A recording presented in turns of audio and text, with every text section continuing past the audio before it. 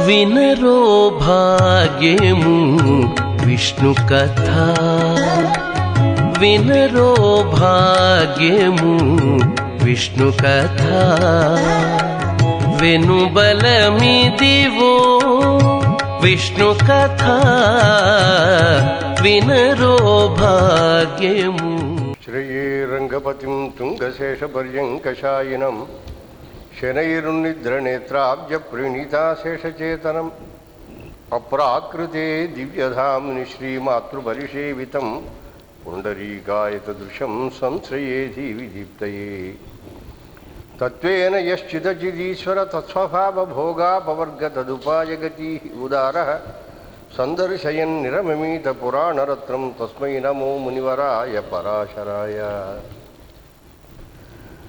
మనం నిన్నటి రోజున సందర్భం అది కనుక అమ్మవారి యొక్క వైభవం కోసమని కొంచెం ముందుకు వెళ్ళాం.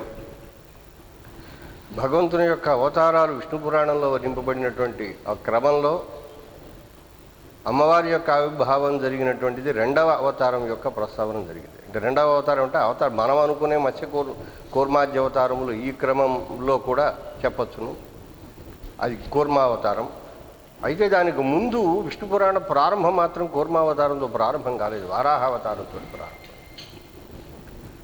ఈ వారాహావతారం తాను స్వామి ఆవిర్భవించి ఈ భూమినంతటిని ఉద్ధరించినటువంటి ఘట్టాన్ని మనకు వర్ణిస్తుంది.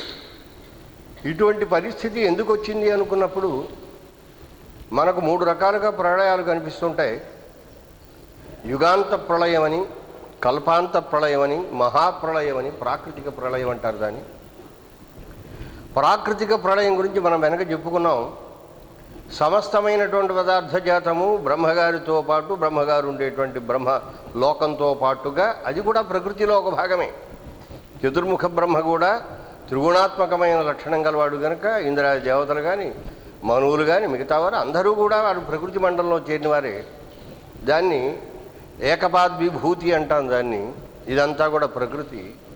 అది విడిచిపెట్టి అది హద్దుగా కలిగినటువంటిది, ఆ పైన ఉండేది అపారమైనది. కేవలం లోకం మనం తెలుసుకోవటం కోసం త్రిపాద్విభూతి అనే పేరుతోటి మనం వ్యవహారం చేసుకుంటుంటాం. అటువంటి ఓ పరస్పరం ఉన్నది. దానికి లోబడి ఉన్నవన్నీ కూడా అంటే విరజానదికి యువతలు ఉండేటంతా కూడా ప్రకృతి మండలం అని పిలుస్తాం. ఆ ప్రకృతి మండలంలోనే చతుర్ముఖ బ్రహ్మగారు ఉండేటువంటి సత్యలోకం వరకు ఉండే లోకాలన్నీ ఉంటాయి.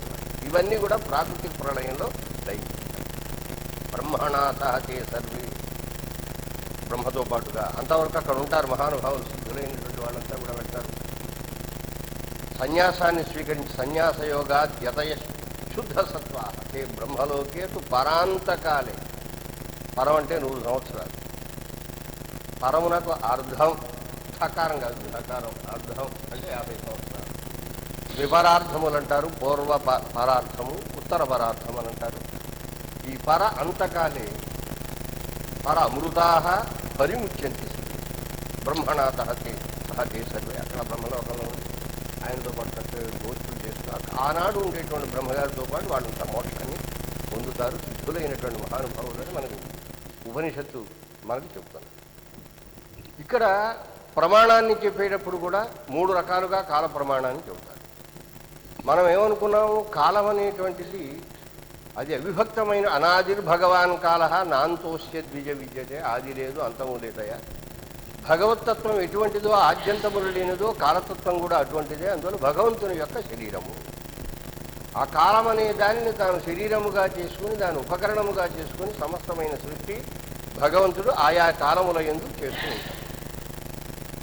ఆ సృష్టి చేసేటప్పుడు తనంత తానుగా చేసే సృష్టి కొంత, తాను చతుర్ముఖ బ్రహ్మను సృజించి ఆయన ద్వారా చేసే సృష్టి కొంత. బ్రహ్మాండము, బ్రహ్మాండంలో బ్రహ్మగారిని ఏర్పాటు చేయడం అంతవరకు ఈయన చేసే సృష్టి. అంటే బ్రహ్మాండం తయారు చేయడం ఆయనే.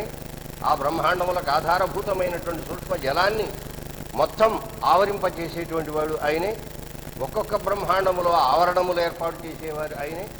ఆ మధ్యలో చతుర్ముఖ బ్రహ్మగారిని అందులో ఉంచేటువంటి వాడు ఆయన. ఇంతవరకు ఆయన సృష్టి. అటు తరువాత మనకు ఉపనిషత్తులు ఈ సృష్టి గురించే చెబుతాయి, చతుర్ముఖ బ్రహ్మగారి సృష్టి గురించి చెప్పవు. పురాణములన్నీ కూడా చతుర్ముఖ బ్రహ్మగారి సృష్టి గురించి అంటే పంచుకున్నాయి అన్నమాట. డిస్ట్రిబ్యూషన్ ఆఫ్ మెటీరియల్, అది కొంత ఇది కొంత. వేదములు, వేదమూలములైనటువంటి ఆ వేద శీర్షములైనటువంటి ఉపనిషత్తులు కేవలం ప్రాకృతిక ప్రళయముల గురించి ప్రస్తావన చేస్తాయి తప్ప ఎక్కడ కూడా ఈ బ్రహ్మగారు వచ్చిన తర్వాత ఆయన జ్యుడిషియల్లో జరిగేటువంటి ప్రళయాల గురించినటువంటి ప్రస్తావన అవి ఎక్కడ కూడా చేయలేదు. కానీ పురాణాల్లోకి వచ్చేటప్పటికల్లా ఎక్కడ చేసినా బ్రహ్మగారి తాలూకు జ్యుడిషియన్లో ఏర్పడేటువంటి ప్రళయాల గురించిన ప్రస్తావనే బాగా ప్రధానంగా మనకు. ఇవి 3 రకాలుగా ఉంటాయి. యుగాంత ప్రళయము అంటే ఒక్కొక్క యుగానికి ఒక ప్రమాణం ఉన్నది. పురాణాల్లో వీటంతా చక్కగా స్పష్టంగా ఇదిగో కలియుగానికి ఇంత ప్రమాణం అండి, ద్వాపర యుగానికి ఇంత ప్రమాణము, త్రేతాయుగానికి ఇంత, కృతయుగానికి ఇంత అని చెప్పి పురాణాలు చెప్పాయి. విష్ణు పురాణం కూడా చెప్పింది. 4 యుగములకు 12,000 సంవత్సరములు దివ్యమానం ప్రమాణము అన్నది. అందులో కలియుగానికి 1000 సంవత్సరములు, ద్వాపర యుగానికి 2000 సంవత్సరం, త్రేతాయుగానికి 3000 సంవత్సరం, కృతయుగానికి 4000 సంవత్సరం, మొత్తం కలిస్తే 10,000. ఈ మధ్యలో ఒక యుగానికి మరి ఒక యుగానికి ఉండేటువంటి సంధ్యా సమయం అంటారు, సంధికాలం ఉంటుంది. యుగ అంతకాలం అంటే యుగానికి మధ్యలో ఉండేది. అలాగే కల్ప అంతకాలం, ఒక కల్పం అంటే 4 యుగముల యొక్క యూనిట్ పూర్తయిన తర్వాత మళ్ళీ క్రొత్తగా కల్ప ఆరంభం జరిగేటువంటిది అంతవరకు ఉండేటువంటి కాలం ఒకటి ఉంటుంది. మొత్తం సంధికాలం అంటాము. ఈ సంధికాలములు 2000 సంవత్సరములు దివ్యమానంలోనూ అని చెప్పారు. మానుషమానము, దివ్యమానము, బ్రహ్మమానము అని 3 రకాలుగా మానములు ఉన్నాయి. బ్రహ్మగారి ఆయుర్దాయం అంతా కూడా బ్రాహ్మ ప్రమాణాన్ని బట్టి, బ్రహ్మమానాన్ని బట్టి జరుగుతుంది. దేవతల యొక్క వాళ్ళ యొక్క ఉనికి, వాళ్ళ యొక్క స్థితిగతులన్నీ కూడాను దేవమానంలో జరుగుతుంది. మనందరికీ మనుష్యమానంలో జరుగుతుంది. కళాహ, ముహూర్తాహ, కాష్ఠ ఇలా ప్రారంభించే రోజు అంటే 24 అవర్స్ అని మనం జనరల్గా చెప్పుకుంటుంటాం. ఇటువంటివి 15 రోజులు అయితే పక్షం అంటారు, నెల రోజులు 30 రోజులు అయినట్టయితే మాసం అంటారు, అది 6 మాసములైనట్టయితే ఒక అయనం అంటారు. అంటే సూర్య గతి మీద ఇవన్నీ ఏర్పడుతుంటాయి అన్నమాట. సూర్య గమనాన్ని బట్టి మనకి ఏర్పడుతుంటాయి కనుక 6 నెలలు ఒక చోట ఉన్నట్టయితే అది ఒక అయనం అంటారు సూర్యుడు గారు. ఆ సూర్యుడు గారే మరొక వైపు కనుక వెళ్ళినట్టయితే, కొంచెం యాంగిల్ మారినట్టయితే 6 మాసములు అది మరొక అయనము కింద చెబుతుంటారు. దాన్ని దక్షిణాయనము, ఉత్తరాయణం అని మన విభాగం చేస్తుంటారు. ఉత్తరాయణంలో ఉత్తరానికి పెడతాడు ఆయన. ఉత్తర భాగం అనేది, ఈ భూమి యొక్క ఉత్తర భాగం అనేది ప్రాణశక్తితో నిండి ఉంటుంది. అది ధ్రువ ప్రాంతము, ఎప్పుడు మంచుతో కప్పబడి ఉంటుంది. ఈ మంచు ఎక్కడి నుంచి వస్తుంది? పైనుంచి అక్యుములేట్ అవుతుంది. ఆ పైన ఉండేటువంటి చంద్రబింబం ఏదైతే ఉందో, అంటే భూమికి దగ్గరగా ఉండేటువంటి ఏ బింబం అయితే ఉందో, ముందు నియరెస్ట్ మూన్ అంటారు, దీని తాలూకు ఒక భాగమే భూమిలోంచి ఏర్పడినటువంటిది. అక్కడ ఆ ప్రాణశక్తి, ఆ పైన కూడా ఇంకా అనేకులైనటువంటి చంద్రులు ఉన్నారు. ఆకాశగంగా అని పిలుస్తుంటాం, ఎక్కడి నుంచో వస్తుంటుంది మనకి. త్రివిక్రమస్వామి తన యొక్క పాదమును పైకి ఈ బ్రహ్మాండములను దాటి ఉంచినటువంటిది, అక్కడి నుంచి పడినటువంటిది అద్భుతమైనటువంటి ఆకాశ గంగ కిందకు వచ్చిందంటారు. అది వాటర్ ఫ్రమ్ అన్నోన్ సోర్స్ అంటారు. Water from known source, water from unknown source. మనకు ఆయుర్వేద శాస్త్రంలో ఒక సంహిత, చరక సంహిత, శిశు సంహిత అని 2 ఉన్నాయి. అందులో వారు చరక సంహితలో ఒక చోట, అయ్యా ఈ 2 రకాల వాటర్స్ ఉన్నాయని మీరు ఎలా గుర్తిస్తారు అంటే, నాయన వర్షాకాలం వచ్చినప్పుడు 15 రోజులు విభాగం చేసుకొని ఆ వర్షం పడ్డప్పుడు పడినటువంటి నీటిని జాగ్రత్తగా 2 పాత్రల్లో దాచిపెట్టుకోండి. ఈ పెట్టుకున్నటువంటి పాత్రల్లో ఒక పాత్రలో నెబరి ధాన్యము అని, నీవార ధాన్యం వెంకట రోజులో ఉండేది. అవి ఇప్పుడు మనకు చాలా చిన్న గింజలు ఉంటాయి. అవి వరిగలని బహుశా ఇప్పుడు మన వాళ్ళు వేస్తున్నారని అనిపిస్తుంది. వరిగలు అంటుంటారు, జొన్నలు, వరిగలు, కొర్రలు, ఇటువంటి చాలా చిన్న మైన్యూట్గా ఉంటాయి. బహుశా అడవి అయ్యి ఉండొచ్చు. నెబరి ధాన్యం అని మన అడవిలో దొరుకుతుంటుంది. ఋషులు అవి బాగా వాటిని ఉపయోగించుకునే, వానప్రస్థులు వాటిని ఉపయోగించుకునేవారు.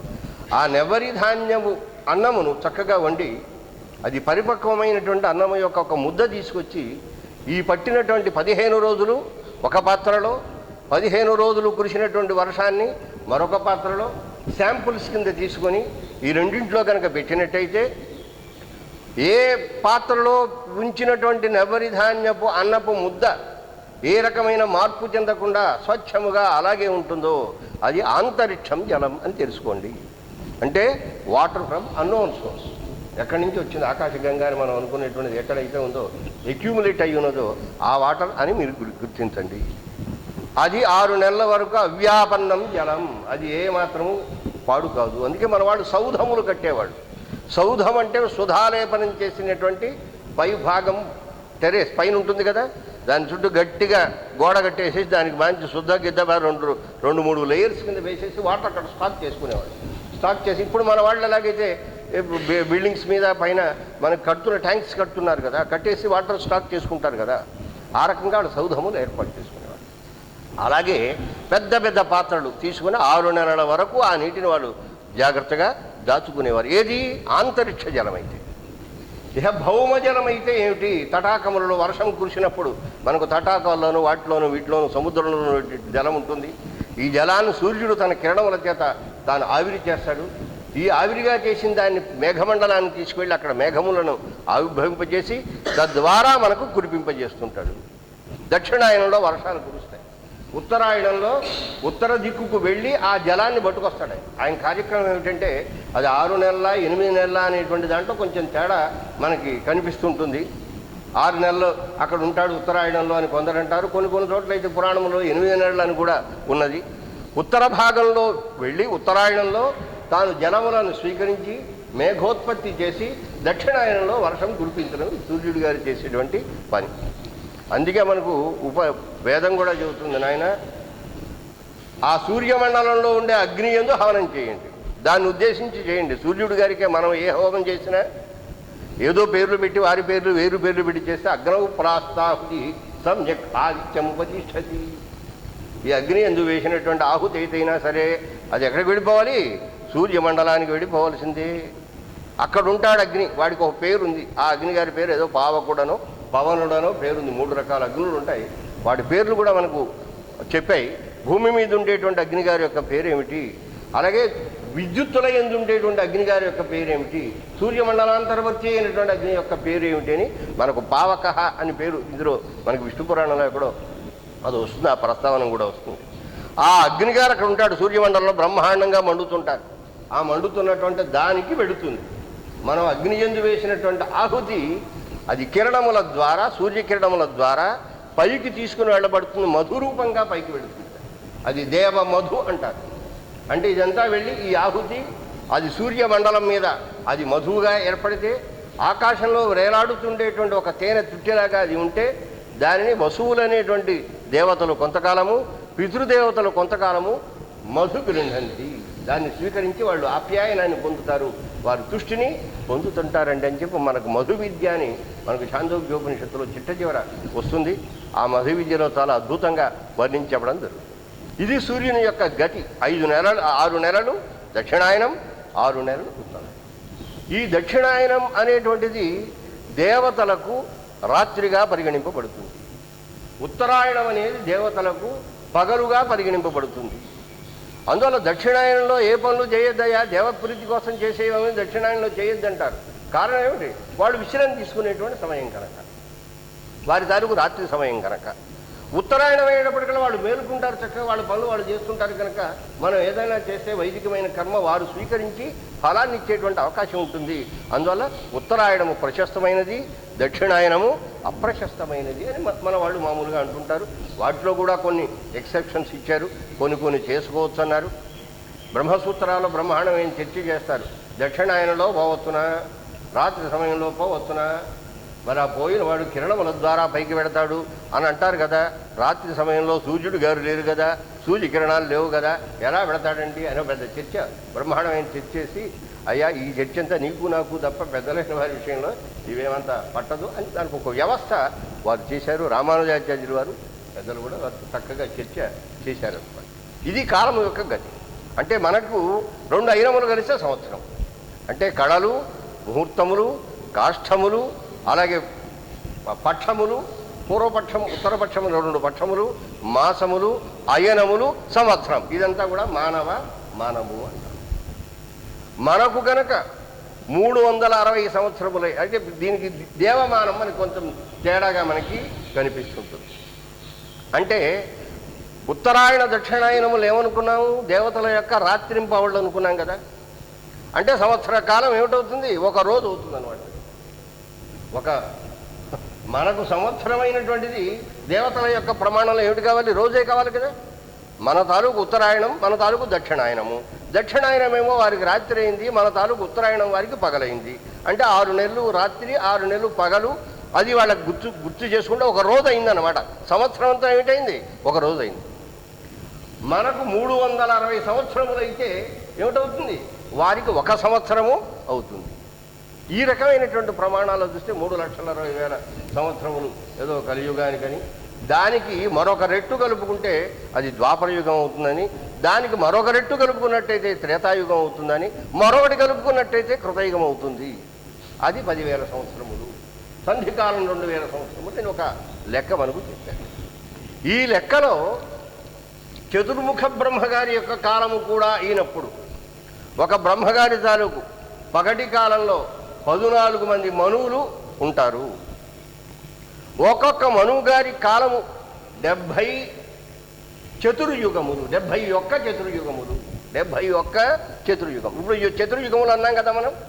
అంటే కలియుగము, కలియుగం అయిపోగానే ద్వాపర యుగము, ఆ తర్వాత త్రేతాయుగము, తర్వాత కృతయుగము.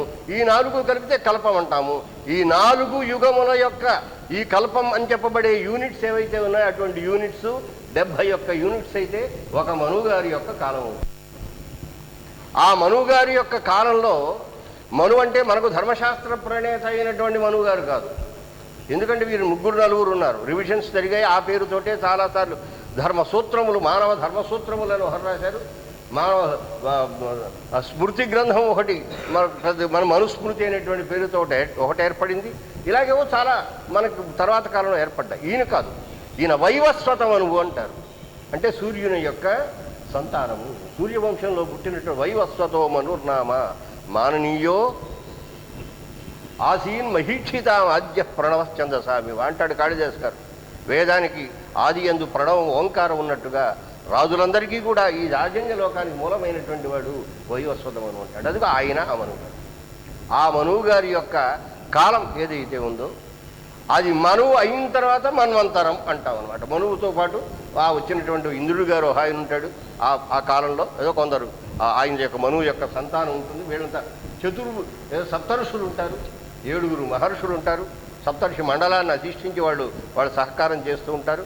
ఇంకా కొందరేవో మహానుభావులు కొందరు వాళ్ళంతా వారికి మనువు గారు సహకరిస్తూ ఉంటుంటారు. ఇది వ్యవస్థ.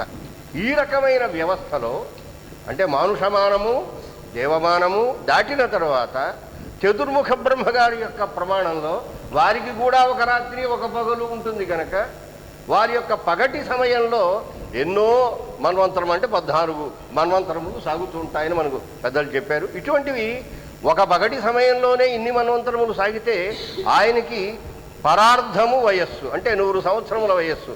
అందులో మన పూర్వార్ధము ఉత్తరార్ధం అని 2 ద్విపరార్ధములు అంటుంటాం.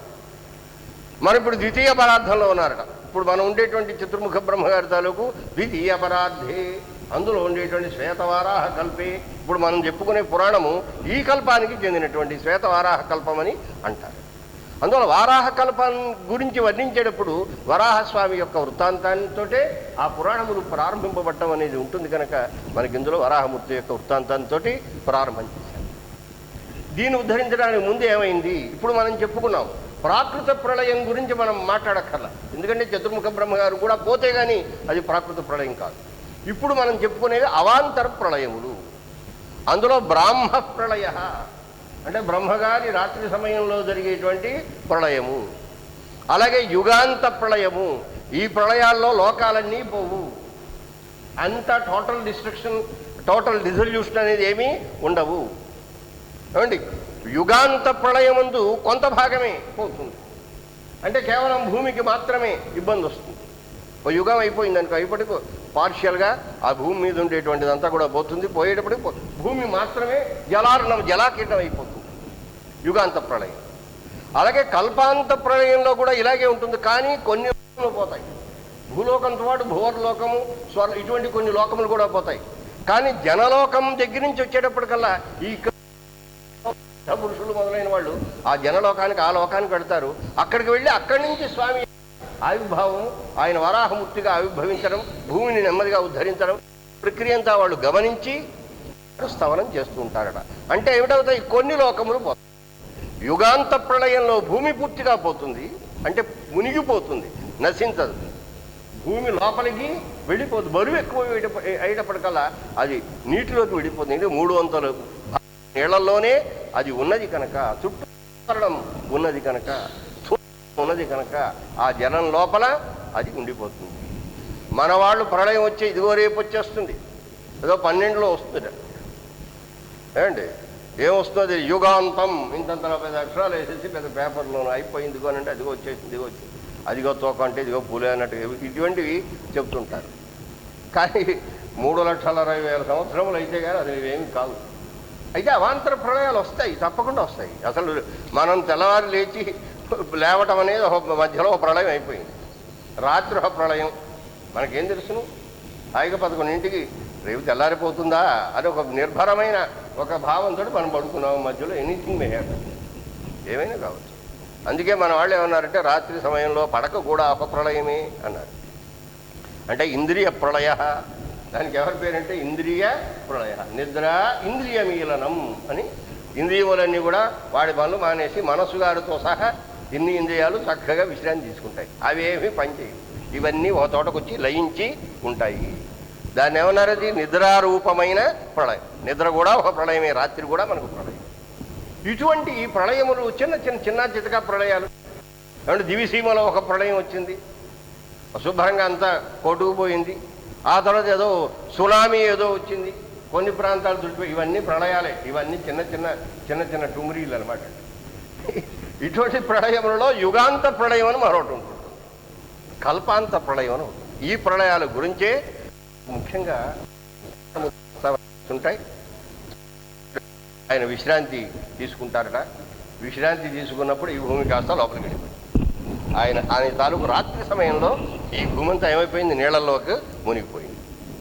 మునిగిపోతే అప్పుడు లోపల ఉన్నటువంటి భూదేవి అమ్మవారు అధిష్టాత్రి ఆవిడ కనుక, అది కేవలం మెటీరియల్ కాదు కదా, అందులో కూడా అధిష్టాన దైవం ఒకటి ఉంటుంది కదా. ఆ అధిష్టాన దైవం ఆవిడ వెళ్ళింది, స్వామివారి దగ్గరికి వెళ్ళి ప్రార్థన చేసింది. అయ్యా, నీకు నాకు తేడా లేదయ్యా, నేను నువ్వే, నువ్వు నేనే, నేను మునిగిపోతే నువ్వు మునిగిపోయినట్టే లెక్క, అందువల్ల ఆత్మోద్ధరణం చేసుకో నాయన అని చెప్పి, నిన్ను నీవు ఉద్ధరణం చేసుకో. ఆవిడ ప్రార్థన చేసింది. ప్రార్థన చేస్తే స్వామి అద్భుతమైనటువంటి వారాహ రూపాన్ని తాను ధరించి 2 పాశ్చాత్యం పాదయుగ్మం, రెండు పాదాలు కూడా ఇలా ఆ భూమి లోపల నుంచి ఇలా గుచ్చాడు. ఏమండి అలా ఎవడు గుచ్చలేదు. గుచ్చితే మనం ఏమైపోతాం? ఈ పెక్కంటే కింద పడిపోతాం. నిజంగా ఆలోచించాలి. ఇప్పుడు ఈ భూమి గుండ్రంగా ఉంది, దానికి ఒక కన్నం వేసేయండి. ఈ చివరం చేద్దాం. ప్రయత్నం చేశారు మనవాళ్ళు. వీళ్ళేం సామాన్యులు కాదండి. లోపలికి ఎన్ని మైళ్ళు వెళ్ళడానికి అవకాశం ఉంటుంది అంటే 80 కిలోమీటర్లో 90 వరకు వెళ్ళారట. ఆ తర్వాత లోపలికి వెళ్ళడానికి లోపల గ్యాసెస్ ఇవన్నీ ప్రెషర్ ఎక్కిపోయి మన వల్ల కాదండి అని వచ్చేసారు. ఎందుకంటే చాలా ద్రవరూపంగా లోహములు కరుగుతూ ఉంటాయి, నిత్యం అగ్ని మండుతూ ఉంటుంది. లోపల అనేకములైనటువంటి భూగర్భంలో ఉండేటువంటి అనేక పరిణామాలు జరుగుతుంటాయి. అందువల్ల ఆకాశంలో ఎంత దూరం అయినా ఎగరచ్చు, అవకాశం ఉన్నంత వరకు. ఎగిరారు కదా మన వాళ్ళు, వెనకాల ఆదిత్య మండలం వరకు ఎగిరారు. వాళ్ళు ఫస్ట్ యాస్ట్రోనైట్స్ అనమాట. వెళ్ళేటప్పటికల్లా ఆ సంపాతి గారును వారిద్దరు రెక్కలు కాలిపోయినాయి, మా వల్ల కాదన్నారు. వాళ్ళు కాస్త కింద పడ్డారు. వాళ్ళు ఫస్ట్ యాస్ట్రోనైట్స్. వాళ్ళు ఆదిత్య మండలానికి వెళ్ళాలంటే ఆకాశం మనిషి యొక్క ఆశ ఎలా ఉంటుందంటే, ఎవరో దూకుతామంటే నేను సముద్రమే దూకేస్తాను. ఇప్పుడు కాలువ దూకలేడు, కానీ సముద్రం దూకాలంటే ఆశ మాత్రం ఉంటుంది. అంటే తతోహి ఆశా బలవతి అంటారు. ఒక కవి గారు ఆశానా ప్రాణసఖి అంటాడు. ఆయన ఆశానా ప్రాణసఖి దగ్గరగారా, మరీ దగ్గరగారా అంటాడు అన్నమాట. ఈ ఆశ చాలా బలవత్తరం. పాపం వాళ్ళకే ఆశ, ఏదో మింగేద్దాం. అక్కడ దాకా వెళ్ళారు. మీ పప్పులు ఉడకవు పొమ్మన్నారు, రెక్కలు కాల్చి కింద పెట్టినారు. ఇటువంటి ప్రయత్నాలు పైకి వెళ్ళడానికి ఎంతైనా ప్రయత్నం చేయొచ్చు, కానీ లోపలికి మాత్రం మనం ప్రయత్నం చేయలేము. చేసినా వెళ్ళలేకపోయారు. వెళితే ఏమిటవుతుంది? ఒకటి వెళ్ళామనుకోండి, చెట్టు చివరికి ఏ సముద్రంలోంచన్నా బయటికి రావాల్సి వస్తుంది, లేదా అమెరికా దగ్గర కన్నం పెట్టుకుని. అంతేగాని ఇక్కడ మనం మునిగితే మళ్ళీ ఎక్కడి నుంచి రావాల్సి వస్తుంది? ఏ అమెరికా నుంచో, లేకపోతే ఇక ధ్రువ ప్రాంతం నుంచి బయటికి రావాల్సి వస్తుంది, లేదా సముద్రం నుంచి బయటికి రావాల్సి వస్తుంది. అంటే ఇదంతా గుండ్రంగా ఉండేటువంటి భూమి లోపల ఉండేటువంటి స్థితి ఇదన్నమాట. అందువల్ల భూమి మునిగిపోయిందంటే అర్థం ఏమిటి? ఈ గుండ్రంగా దాని మీద వాటరీ లేయర్ బాగా ఎక్కువైపోతుంది. ఇది వరకు ఉండేటువంటి అక్కడక్కడ ఉండేటువంటి పర్యావరణంలో ఉండే జలము కూడా దీనికి చేరి మన వాళ్ళు అదే కదా మొత్తుకుంటుంది. అయినా ఓజోన్ ఒకటి ఉందండి, దానికి ఏదో కన్నం పడిందండి, పోనీ ఏదన్నా సిమెంటింగ్ చేద్దామంటే ఏం అవకాశం వచ్చేటువంటి స్థితి కాదండి. దానివల్ల పైన ఉండేటువంటి సూర్యుడు గారు బాగా మండిపోతాడండి, ఆ కిరణాలన్నీ మంచి తీవ్రంగా వస్తాయండి. ఇంతవరకు ఆ ఓజోన్ పొర మనని రక్షిస్తోంది, ఎందుకంటే వీపు మాడకుండాను. ఇప్పుడు అది కనుక కన్నం పడిందండి, ఇంకా సూర్యుడి గారికి అడ్డం ఉండదు. వచ్చేసి ఏం చేస్తాడు, ఆ ధ్రువ ప్రాంతంలో ఉండేటువంటి జలానంతటిని కూడా వేగముగా కలిగిస్తాడు. మన అదృష్టం వల్ల కొద్దిగానే కలుగుతుంది. మనకు బదరికాశ్రమంలో ఆ ప్రాంతంలో ఆగస్టులోను జూలైలోను ప్రారంభించి కొద్దిగా నిజంగా కనుక గబగబా కరగడం ప్రారంభించి మనం వెళ్ళటానికి ఉండదు, ఎందుకంటే మార్గాలకే ఉండవు. విపత్తి ఇక్కడే ఉన్నాం మనం, ఇక్కడ ఉండే అవకాశం ఉండదు. ఆ మధ్య సినిమా ఒకటి తీశారండి, అటువంటి సినిమాని చూడండి, ది డే ఆఫ్టర్ అని దాని పేరు పెట్టాడు. నేను చూశాను, నేను కావాలని ప్రత్యేకంగా చూశాను. మొత్తం మునిగిపోతుంది. న్యూయార్క్ మహానగరంలో ఉండేటువంటి స్కై స్క్రాపర్స్ ఏవో ఉంటాయి, పెద్దది ఏదో టవర్ ఒకటి ఉంది అందులో. న్యూయార్క్లో కాదు, చికాగో ఓ పెద్ద సిఎస్ టవర్స్ ఏవో అంటారు, సిఎస్ టవర్ ఏదో. ఇటువంటి టవర్స్ ఏవో ప్రపంచం, ఆ టవర్లన్నీ మునిగిపోతాయి. ఎక్కడెక్కడ పెద్ద మహా ఏదో ఉండేటువంటివి ఈ టైటానిక్ స్టీమర్ లాంటివన్నీ కొట్టుకుని ఈ నగరంలోకి వచ్చేస్తాయి. ఆ భవనాలేని స్కై స్క్రాపర్స్ కనిపిస్తావు, అంతా వాటర్. ఏం చేయాలి అని అంటే ఒక విమానం తయారు చేసుకుని, లేదా ఏదో ఒక పెద్దది స్టీమర్ తయారు చేసుకుని అందులోకి వెళ్ళి కొందరు మాత్రం ఎక్కి ఇక్కడ ఆఫ్రికా ఖండంలో ఉండే అతి ఉన్నతమైన ప్రదేశంలో పాపం నెమ్మదిగా ల్యాండ్ చేస్తారు. అంటే ఊహ, మనిషి యొక్క ఊహ చూడండి. అంటే ప్రళయం ఇంచుమించుగా అలాగే ఉంటుంది, ఏమి వాళ్ళ ఊహలో లోపం ఏమీ లేదు. అంటే చూడండి, చాలా ఆశ్చర్యకరమైన మన పురాణాల్లో ఏం చెప్పారో అది ఇండియా వాడే చెప్పేది, అదే మన పురాణాలకు చెప్పాయి. పురాణాలు చాలా స్పష్టంగా చెప్పాయి కదా. అక్కడప్పుడు ఏమైంది అంటే బ్రహ్మాండమైనటువంటి స్థితి ఏర్పడింది. అక్కడ తోయాంతస్థ అయిన చతుర్ముఖ బ్రహ్మగారి యొక్క ప్రళయం వచ్చినప్పుడు తదాహి దక్ష్యతే సర్వం.